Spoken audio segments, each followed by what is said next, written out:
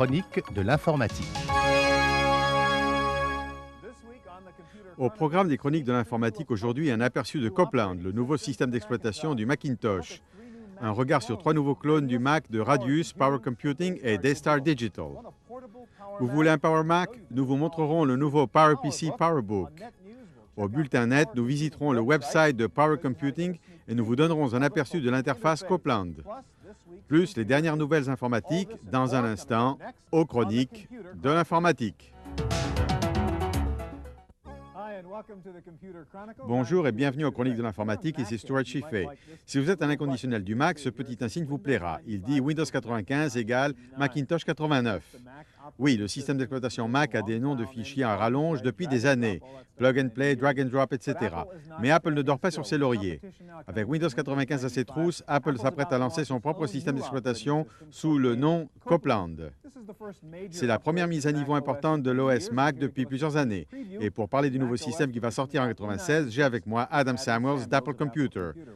Bonjour. Bonjour. En 2 mots, qu'est-ce qu'il y a de nouveau avec Copland?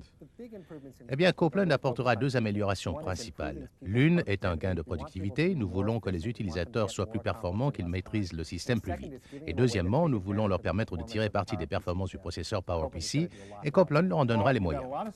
Bien, vous avez beaucoup de choses à nous montrer, alors je vais vous laisser expliquer les nouvelles fonctionnalités de Copland. Bien. Alors tout d'abord, nous avons réalisé que les gens attendent beaucoup du Macintosh aujourd'hui. Ils veulent faire des copies multiples, ils veulent pouvoir vider leur corbeille, ils veulent pouvoir lancer une application et tout ça en même temps. Vous avez fait 3 choses en même temps? Exactement, et je veux aussi passer d'une tâche à l'autre en voyant ce que je fais. Copland a un nouveau système multitâche qui vous rendra considérablement plus efficace. Et quoi d'autre? Bien, nous savons aussi que les gens ont de plus en plus de données sur leur ordinateur. Ils reçoivent beaucoup plus d'informations avec les services online et le réseau. Ils ont du mal à trouver ce qu'ils cherchent, c'est pourquoi nous avons ajouté une fonction de localisation qui est vraiment fantastique. L'un de ses avantages est qu'elle permet non seulement de trouver le titre d'un document, mais également de voir ce qu'il contient. Ici, par exemple, je cherche l'expression « pâte aux fruits de mer » et j'obtiens très rapidement une liste des articles. C'est une fonction multitâche très facile à utiliser. Je peux manipuler directement ces articles. Je peux traiter cette fenêtre comme n'importe quelle fenêtre. Je peux retaper un nom dans la liste et le nom de l'article est automatiquement changé à l'écran. Nous avons également constaté que les gens font beaucoup de recherches qui portent constamment sur les mêmes articles. Je peux mémoriser un article localisé, c'est une fonction intelligente. Elle fait une mise à jour automatique quand vous ajoutez d'autres informations. Et si j'introduis par exemple un disque souple, le disque contient des éléments qui apparaissent en quelques secondes et vous verrez que la liste contient les nouveaux éléments répondant aux critères de sélection. C'est une fonction programmable. Absolument. Bien, qu'y a-t-il de nouveau? Bien, la troisième chose qui est vraiment intéressante concerne le fait que les utilisateurs ont une expérience très variable et que certains partagent le même ordinateur. En effet. Copland leur permet de définir des zones de travail sur le système qui fournissent des informations adaptées au niveau et aux besoins de chaque utilisateur. Ici, j'ai un système à touches très facile d'emploi, avec un nombre de menus limité. C'est un utilisateur qui est peut-être novice ou qui n'a pas besoin d'en savoir beaucoup sur... On a donc un profil d'utilisateur. Exactement. Et l'interface est adaptée au niveau de connaissance de l'utilisateur. C'est exact. Et j'ai d'autres exemples. Voici un utilisateur de niveau moyen qui, comme vous voyez, a les fichiers courants avec une plus grande sélection de menus basés sur ses besoins et ses impératifs. L'utilisateur plus chevronné peut créer un mot de passe pour limiter l'accès. Et il bénéficie de toute l'expérience accumulée par Macintosh. Vous avez par exemple un vaste choix de menus à votre disposition. C'est une façon personnalisée de personnaliser tout au moins votre ordinateur et vous pouvez également modifier l'apparence de la machine pour l'adapter à votre style et votre personnalité. Et dans ce cas, l'utilisateur a choisi un autre thème et l'ordinateur fait une mise à jour pour refléter ce thème. Et cela ne se voit pas seulement à l'écran. Si vous ouvrez... Les applications reprennent le thème. Oui. Je vais vous montrer avec ClarisWorks. Vous voyez que la barre de menu, tout au moins, a intégré le nouveau thème et le reste suit. Et vous pouvez même combiner tout ça. Si l'utilisateur est un enfant, vous pouvez définir un environnement avec une interface très conviviale. C'est un thème drôle et amusant. Je vais vous montrer. Nous avons les boutons, nous avons ajouté le son. Pour les enfants. Et l'animation, cela retient l'attention et permet de se concentrer sur l'écran plus longtemps. Le nouvel OS Mac doit sortir en 96. Exactement. Merci Adam. Mon plaisir. Poussé par la concurrence, Apple n'a pas seulement mis à jour son système d'exploitation Macintosh. Il accorde à présent des droits d'exploitation sur l'OS Mac et autorise la fabrication et la vente de clones Macintosh. L'un des premiers clones à sortir est de Radius. Nous avons trouvé plusieurs nouveaux compatibles Mac en service à l'agence de publicité CKS Partners à San Francisco.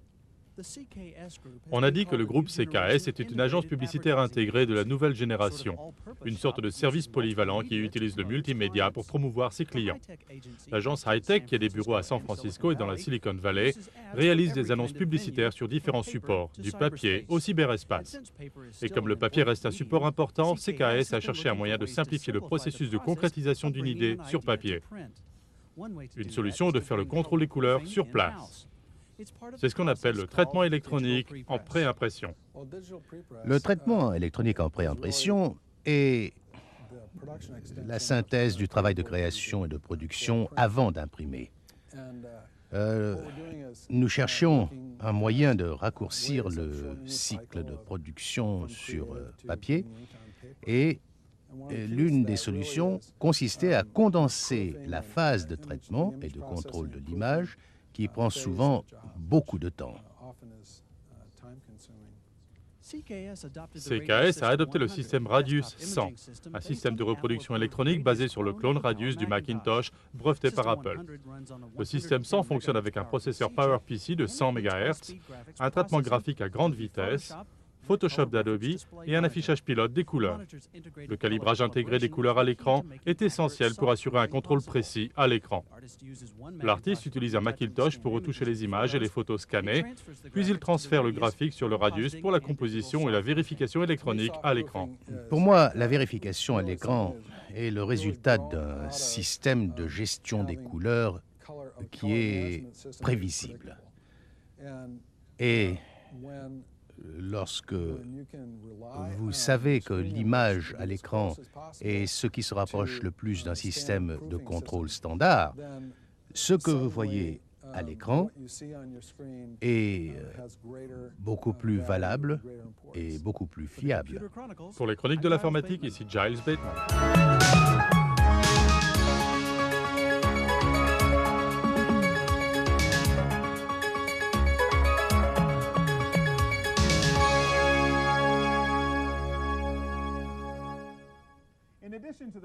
Outre le système 100 de Radius, Apple a accordé un droit d'exploitation de l'OS Mac à deux autres compagnies, Power Computing et Daystar Digital. Bob Levitus va nous présenter le Power 100. Bonjour Bob. Bonjour.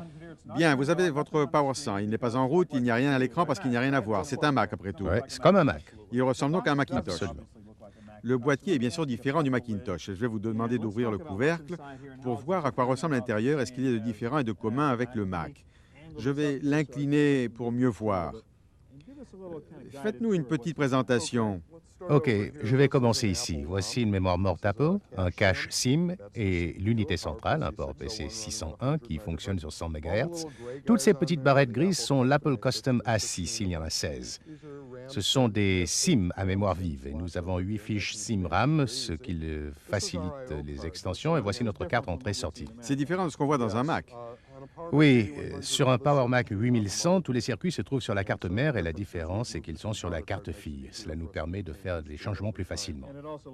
Et vous pouvez aussi glisser ceci dans ce boîtier AT qui fait partie du tout. Absolument. Et j'ai oublié de mentionner ce point important. Ici, nous avons 3 nouvelles fiches de connexion.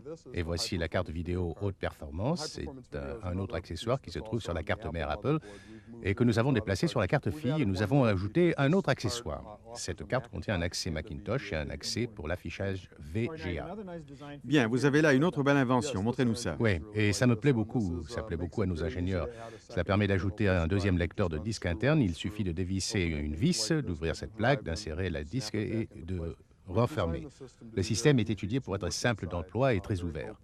Vous avez l'avantage économique d'un PC AT avec la technologie Macintosh à l'intérieur. Tout à fait. Nous avons fait tomber le prix des systèmes d'exploitation Mac en utilisant la technologie confirmée, le boîtier et les accessoires du PC. La question des utilisateurs, comme cela a été le cas au début pour les compatibles PC, c'est de savoir si c'est vraiment compatible avec le Macintosh d'Apple et si tous les logiciels fonctionneront. Absolument. Tout ce qui fonctionne sur un Power Mac 8100 est garanti de fonctionner sur ce système. Nos systèmes sont brevetés par Apple avant d'être mis sur le marché et Apple dit que la compatibilité est totale. Vous pouvez donc avoir confiance. Bien, quand j'achète le Power 100, qu'est-ce que j'ai?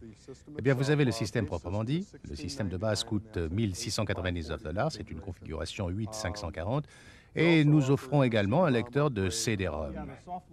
D'accord, c'est vendu avec des logiciels intégrés? Oui, vous recevez 900 $ de programmes, y compris ClarisWorks, Now Up to Date, Now Contact, une trousse à outils disque dur FWB pour améliorer la performance de nos disques durs, une trousse à outils CD-ROM FWB qui améliore la performance des CD-ROM, 250 fontes, un programme de démonstration de soft Windows offert pour un essai de 90 jours et le clavier. Je n'ai rien à payer pour le clavier. Non, le clavier est compris. La concurrence a du bon. Daystar Digital a repoussé les limites conceptuelles du Macintosh avec une nouvelle version du multiprocesseur qui s'appelle Genesis MP. Jack Cork de Daystar va nous faire une petite démonstration. Bonjour. Bonjour. Vous avez ouvert la porte pour qu'on voit ce que cette puissante machine a dans le ventre. Des tas d'extensions, des tas d'opérations, plein de mémoire. Faites-nous le tour du propriétaire, Jack. Eh bien, le Genesis MP de Daystar contient la carte de 4 processeurs, 132 MHz, qui est extensible et amovible. Nous avons 6 fiches PCI internes.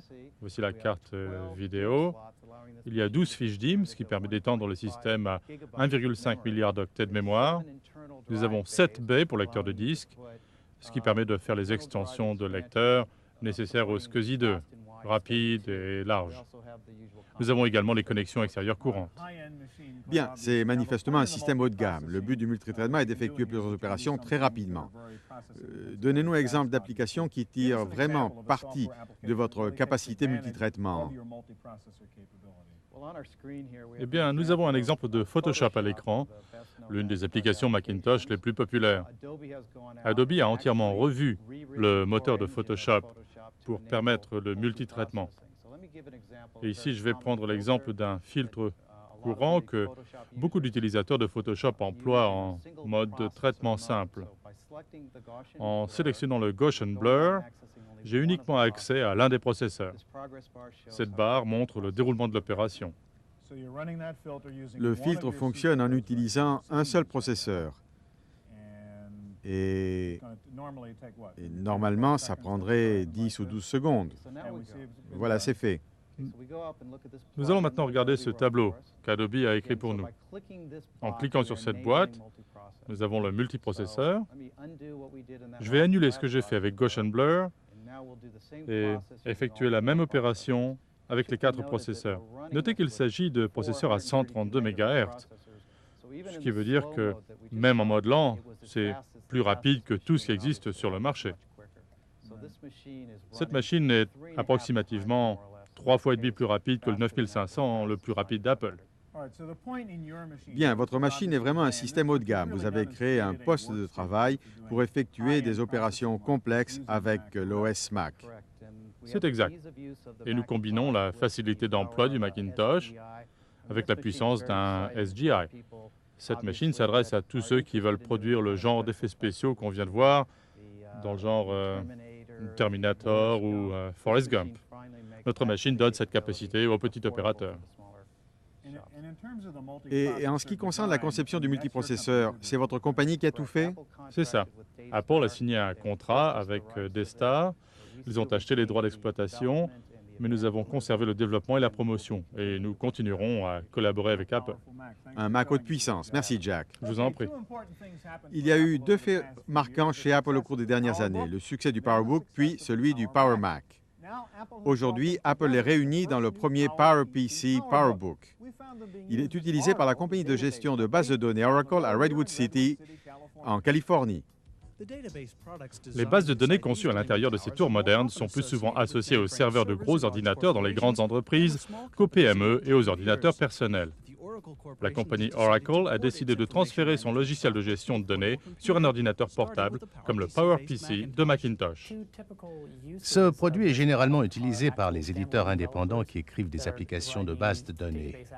Et avec Oracle 7, ils pourront être indépendants du réseau et faire tout leur travail d'édition et de développement d'applications en contrôlant la base de données.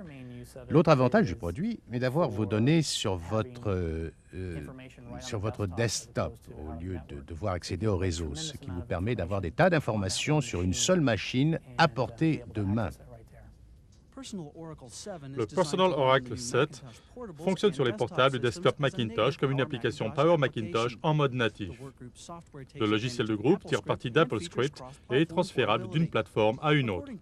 D'après Oracle, c'est la première fois que les utilisateurs individuels et les PME ont la puissance et les capacités d'un système serveur client polyvalent. Nous parlons d'une base de données qui est véritablement une base relationnelle Oracle, qu'on ne voit normalement que sur les unités centrales et systèmes Unix. On la trouve aujourd'hui sur un desktop comme Windows 95 et prochainement sur le Power Macintosh. Et ils auront toutes les capacités d'une base de données relationnelle et la vitesse du moteur Oracle. Pour les chroniques de l'informatique, ici Giles Bateman.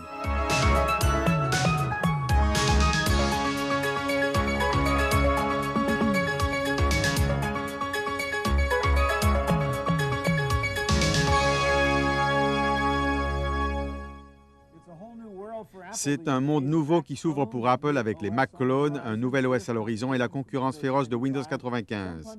Certains observateurs se demandent si Apple peut survivre. Pour parler de l'avenir de Macintosh, j'ai avec moi le président de Creative Strategies, Tim Baharin. Bonjour. Nous venons de voir qu'Apple a passé des accords de franchise et qu'on trouve aujourd'hui des Mac clones, pas seulement des Mac clones, mais des systèmes qui font même plus que le Mac, avec un nouvel OS. Commençons par les clones. Que pensez-vous de l'idée de franchiser le Mac après tant d'années, de sorte que je peux aujourd'hui acheter un Power 100 qui a l'air d'être un bon système, à meilleur prix qu'un Mac équivalent? Oui, c'est une bonne chose. Il aurait été préférable qu'ils le fassent il y a 5 ans. Ils ont donné une opportunité incroyable à Microsoft et à Windows. Mais il n'est jamais trop tard, comme on dit, et je crois qu'on verra d'autres machines sans le logo Apple, mais qui seront des clones. Et cela va casser les prix d'Apple parce qu'il y aura toujours des gens prêts à acheter un clone meilleur marché.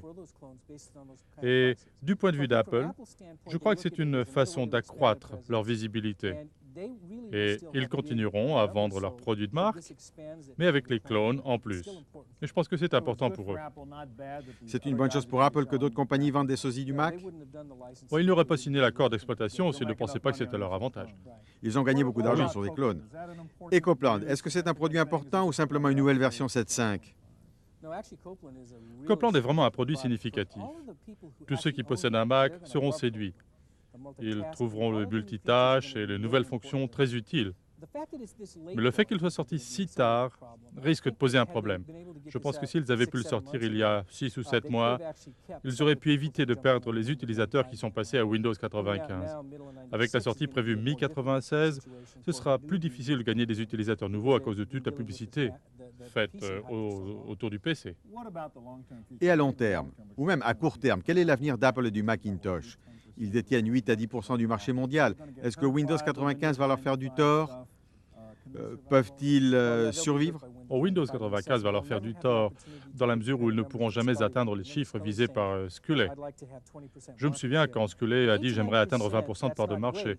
8 ou 9%, ce n'est pas extraordinaire, mais ils ont encore une clientèle fidèle. Ils pourront vendre à ce groupe. Mais il y a 2 domaines où Apple peut encore se tailler une belle part.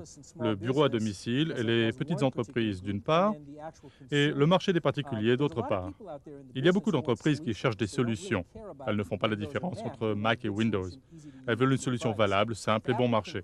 Si Apple sait répondre à leur attente, il y a des points à gagner à ce niveau. Et puis le Mac reste l'ordinateur le plus simple d'emploi.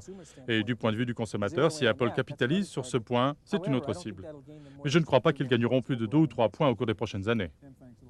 Merci Tim. Si vous voulez naviguer sur le net pour en savoir plus sur le nouvel OS Mac et les Mac clones, vous avez plusieurs sites à visiter. Suivez notre guide Internet, Giles Bateman. Merci Stuart. Bien que cela ne soit pas évident dans son marketing, Apple étudie des technologies nouvelles pour le Macintosh. Nous sommes allés voir de plus près. Nous sommes sur le site Web Support et Information d'Apple. Et comme vous le voyez, vous obtenez des renseignements. Vous avez l'appui technique, des descriptions de produits, une bibliothèque de références techniques et un petit cyberdocument. Mais ce qui m'a le plus intéressé sur le site, ce sont les adaptations de logiciels. Vous pouvez télécharger différentes mises à jour dans votre logiciel. Le plus intéressant pour les utilisateurs de Mac est l'apparition d'un marché de clones. Je vais aller au site web de Power Computing. Je suis en fait dans leur configurateur, mon site favori. Vous entrez et vous vous installez. Vous utilisez ces menus directs pour décrire le système précis que vous voulez. Et sur le bouton en bas, vous demandez un prix indicatif. Puis vous soumettez cela à Power Computing et ils vous disent combien coûterait ce système. Je vais sortir de Netscape un instant. Pour ceux d'entre vous qui aimeraient avoir une idée de ce que nous réserve Copland, j'ai chargé une petite extension qui s'appelle Aaron, comme Aaron Copland. Je l'ai trouvée sur eWorld. Vous la trouverez partout où les ressources Mac sont partagées. Cela change votre interface pour correspondre au nouvel système d'exploitation de Copland. Et maintenant, le point de l'actualité au rayon ordinateur personnel. Nous allons au Studio E pour les nouvelles informatiques. Au dossier Accès Direct cette semaine, tout le monde sait maintenant que Microsoft et NBC sont en pourparlers au sujet d'une chaîne d'information en continu liée à un service vidéo interactif en ligne. C'est la première fois que Microsoft prête son nom à un PC. Packard Bell a annoncé la sortie de Microsoft Station, un Pentium de 133 MHz. Ce modèle Mini Tower est vendu avec plus de 30 titres Microsoft préinstallés. Si vous cherchez des idées de cadeaux pour Noël, voici quelques suggestions. Je vous propose une revue trimestrielle sur CD-ROM qui s'appelle CD-GEM, avec des informations sur la culture et l'héritage juif. L'abonnement mensuel coûte environ 100 $. Et si vous cherchez un jeu intéressant, voici Endorphone. Vous manipulez un cube de 6 couleurs en relief autour d'autres cubes appelés Force Vitale. Il y a des affirmations inaudibles et des messages textuels qui sont censés vous détendre et vous reposer. Le but n'est pas de vous manipuler, mais d'apporter quelque chose en plus du jeu proprement dit. Pour l'enfant qui aime les projets, Philips a sorti une série intitulée Cybercraft. Il y a 25 projets électroniques à créer. Les amateurs de course-poursuite aimeront Wipeout de Sony. Vous pouvez manœuvrer autour des mines, des missiles et des fusées lancés par votre adversaire. Et si c'est trop rapide pour vous, il y a PBA Bowling de Bethesda Software. C'est comme au bowling, sauf que vous ne devez pas changer de chaussures. Et pourquoi ne pas offrir un chat à votre souris? Une compagnie du nom de Feline a sorti des plots à souris avec des chats à l'image de William Shakespeare et David Letterman. Pour les amateurs des Rolling Stones, voici un nouveau CD intitulé Stripped, avec des morceaux des Rolling Stones en version audio et vidéo, extraits de leur séance d'enregistrement.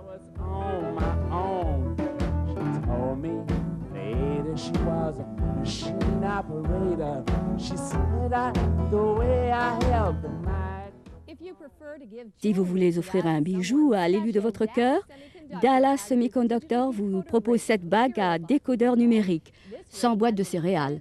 Cette bague contient une puce de mémoire d'une capacité de 64 kilo-octets. Vous n'avez pas le temps de courir les magasins? Les services en ligne comme Virtual Vineyard vous évitent les bousculades et envoient ces cadeaux de dernière minute à votre place. Une fois que vos achats sont faits, nous avons une idée pour la Saint-Sylvestre. Apple Computer organise une foire, exposition, concert à San Francisco. Si vous ne pouvez pas y aller en personne, pas de problème. Il suffit de vous connecter au site web d'Apple. Voilà pour les dernières nouvelles. Stewart? Avant de vous quitter, un nouveau produit amusant pour votre ordinateur. Si vous êtes un fanatique du jeu Myst, Gadget est un nouveau jeu qui peut vous plaire. Il ressemble à Myst, mais avec des êtres humains. Créé au Japon, il a une musique obsédante, un graphisme superbe, des personnages intrigants et des vidéoclips en noir et blanc terrifiants. Comme Myst, le but du jeu consiste en partie à trouver de quoi il s'agit. Vous devez découvrir des indices et des gadgets qui vous serviront à percer le secret de l'histoire. Je n'ai pas encore fini le jeu, mais il est aussi captivant que Myst.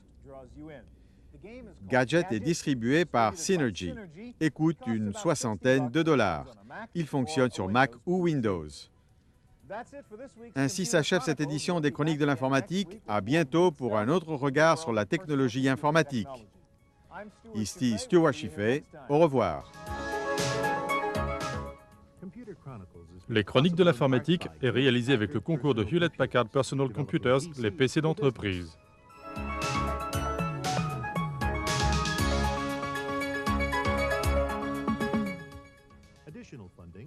Et avec le concours de l'Association des éditeurs de logiciels qui fournit des matériaux didactiques pour la gestion de logiciels.